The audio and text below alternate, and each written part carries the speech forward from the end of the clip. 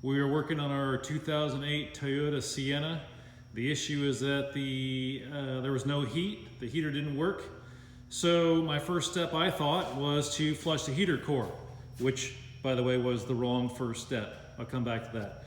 So if you want to flush the heater core, you need to remove the entire air handling system. You don't have to remove the battery.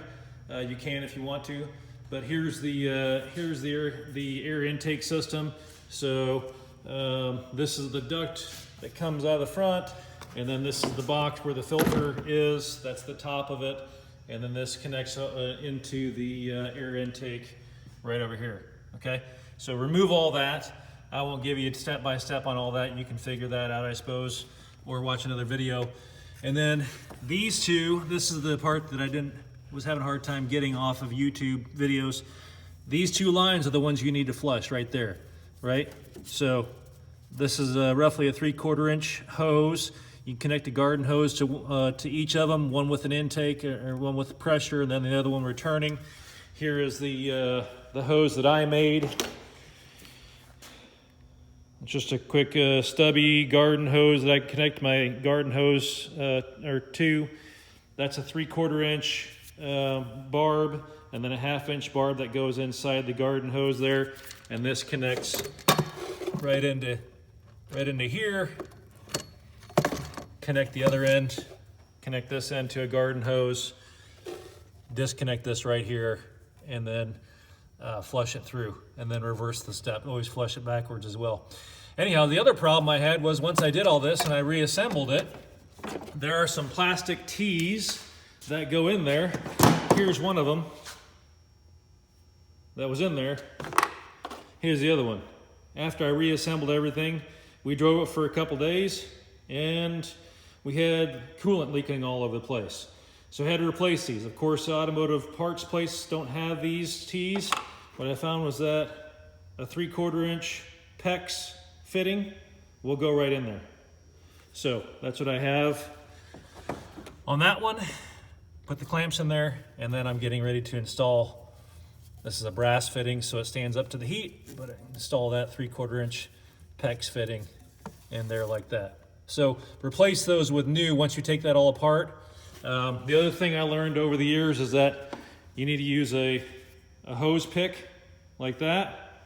When you take these apart, something that's been running for all these years, when you initially take it apart, get that hose pick in there, work it around the edge, break the hoses loose from the fittings. Okay, so that's my information about flushing the heater core, which, by the way, is not what I should have done as a first diagnostic step, because that was not my problem. I flushed out the heater core, and that was not actually causing the problem. The heater core was fine. What I should have done was come over here to the driver's side. This panel here comes off, and take that panel off, and then these two lines right here, see if I can get my headlamp up in here. Those two lines are the heater lines. Okay, so my first step should have been to take this panel off and check those two lines. Just feel them. If both are hot, if both of them are hot, then your heater core is just fine. It's not plugged. If one's hot and one's cold, then you need to flush your heater core. Okay, both of these were hot, so I really didn't need to flush my heater core, and I created more problems than what I solved. So anyhow, the issue was the blend door. The blend door is on the other side. This is an LE model, so it has just the manual controls.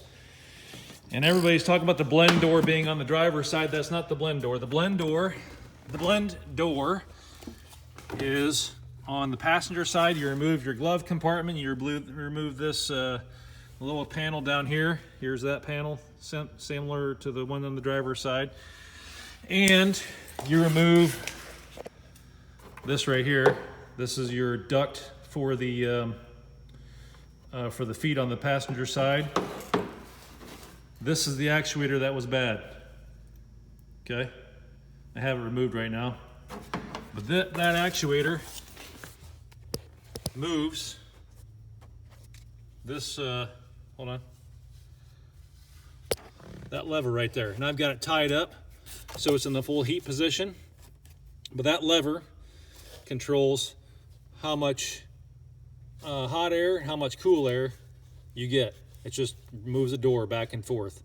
That's on the passenger side. And you can get to that once you get that duct out, you can get to that pretty easy. Little stubby cross tip screwdriver and you can get to that. So that's your actual blend door that controls hot air versus cold air. And the actuator that was moving that was broken. It wasn't moving that lever. So that's for a system that has the control knobs, okay?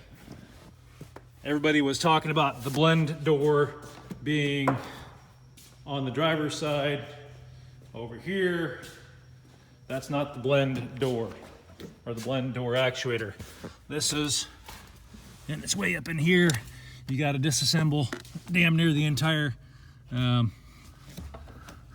almost the entire dash to get to it. But there's an actuator up there. Oh, there it is. There it is. My bad.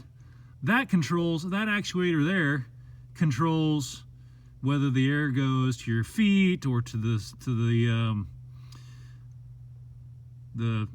window, the windshield, or right on your face or whatever.